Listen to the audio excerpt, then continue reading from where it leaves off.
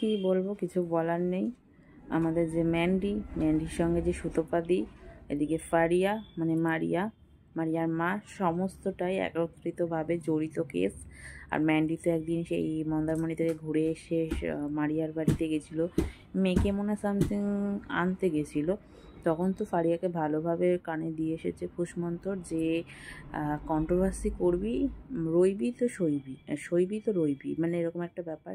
যে যা বলছে বলে যাক, মানে নোংরামো কাজ করছিস করে যা ইচ্ছা করে যা আমার মতন, কিন্তু তুই ভাইরাল হতে গেলে কান বন্ধ করে যা ইচ্ছা করে যা, কন্ট্রোভার্সি ক্রিয়েট করে যা করে যা, ভাইরাল হয়ে যাবি।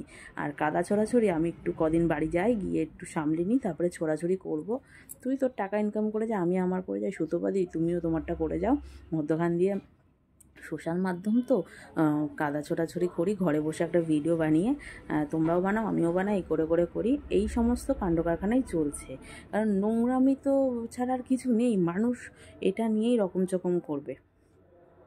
অনেকে বলবে তুমি কেন ভিডিও করছো, আসলে ভিডিও করছি এর জন্যই যে যেগুলো আমার খারাপ লাগে সেগুলো আমি বলবোই, সেজন্য আমি ভিডিওটা করছি। আমি এখন ভিডিও করতে পারছি না, কারণ আমাদের বাড়ির সামনে কদিন পরেই একটা অনুষ্ঠান আছে দূরেই, যেখানে আমার খুব মাইক চলছে, ওর জন্য ভিডিও করতে পারছি না। কিন্তু এই সোশ্যাল মাধ্যম খুললেই যদি এরকম কাণ্ড কারখানা চোখের সামনে আসে, তখন তো একটা মনেই হয় যে ভিডিও বানিয়ে তোমাদের সকলের সাথে শেয়ার করি।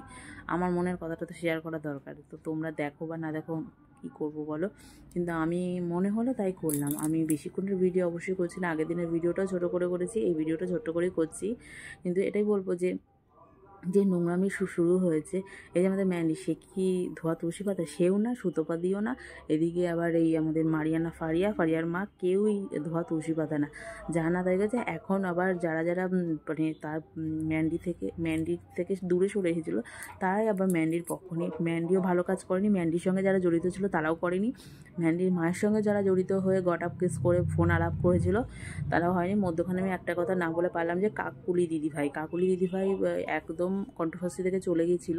এই কথাগুলো কাকুলি দিদিভাইকে না বললে নয়, যে আমি কাকুলি দিদিভাইকে এটাই বলতে চাই, আমি তোমার ভিডিও ফেসবুকেও দেখি আর এই ইউটিউবেও দেখি, তো আমি এটাই বলবো তোমাকে ছোট্ট করে, যে তুমি বলছো আবার ফিরে আসবে কিনা জিজ্ঞেস করছো, তো সত্যি কথা, তুমি যে কথাটা বলেছিলে মানে চলে যাওয়ার পরে কন্ট্রোভার্সি কেন করছো না, তো আমি এটাই বলবো সত্যি কথা, সংসার ধর্ম সমস্ত কিছু পালন করে যদি সময় পাও অবশ্যই করো, কিন্তু ওই ফোন আলাপ এটা ওটা করে ভিডিও করো না। তুমি তোমার মতন বক্তব্য পেশ করো, ভালো লাগে ঠিকই, কিন্তু সত্যি কথা, কারো খারাপ করে ভালো থাকা যায় না, এটা আমিও মানি। কিন্তু কিছু কিছু ক্ষেত্রে হ্যাঁ অবশ্যই মুখ খুলতেই হয়, যখন দেয়ালে পিঠ ঠেকে যায় তখন তো বলতেই হবে কিছু। তো হ্যাঁ, এখন ফিরে আসো। আবার দেখছি ম্যান্ডি যারা ফোন তুলছিল না, ম্যান্ডির সাথে কারো যোগাযোগ ছিল না, তারাই এখন